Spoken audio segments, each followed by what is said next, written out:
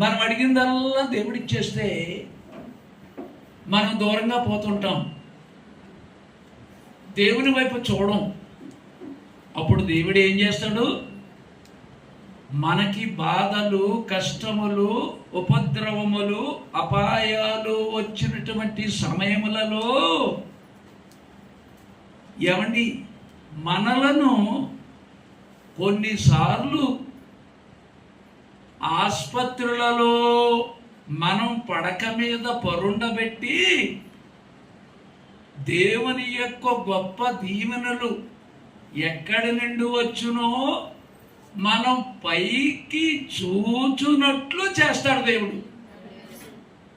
హల్లెలూయా. ఏమండి అది ఎప్పుడు? క్లిష్ట కాలములు, టైట్ కార్నర్స్. కార్నర్ అంటే మూల, టైట్ అంటే మన జీవితంలో ఏమి చేయాలో తోచని పరిస్థితులు మనకు వచ్చినప్పుడు, ఉపద్రవములు, బాధలు, వ్యాధులు, విషాదకరమైనటువంటి సంఘటనలు వచ్చినప్పుడు ఏం చేస్తారండి?